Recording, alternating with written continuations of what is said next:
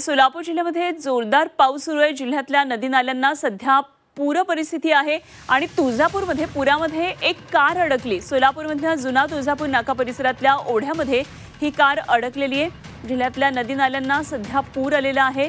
तर तुळजापूरमध्ये एक पुरामध्ये अशा प्रकारे कार अडकल्याचं सुद्धा कळतंय। सोलापूर जिल्ह्यामध्ये सध्या जोरदार पाऊस आहे। काही वेळापूर्वी आपण बार्शीमध्ये परिस्थिती पाहिलेली होती।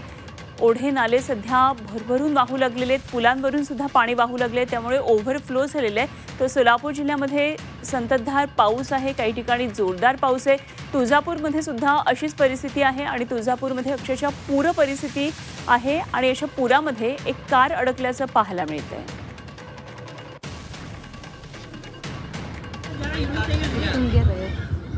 तर पुराच्या पाण्यामध्ये कार अडकली आहे आणि या कारला बाहेर काढण्याचे प्रयत्न सुरू आहेत।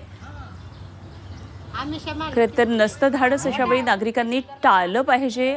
अनेकदा आपण घटना पावसामध्ये पाहिलेल्या आहेत। ओव्हरफ्लो असलेल्या रस्त्यांवरून नद्यांच्या वर जे पूल असतात, ओढ्यांवर जे पूल असतात, त्या ठिकाणून तरीसुद्धा कार नेण्याचा प्रयत्न सुरू असतो, गाडी वाहनं हाकण्याचा प्रयत्न सुरू असतो आणि तसाच काहीसा प्रकार दिसतोय। पुरामध्ये कार अडकलेली आहे आणि या कारला या पुरातून बाहेर काढण्याचा प्रयत्न सुरू आहे। पाणी कसलं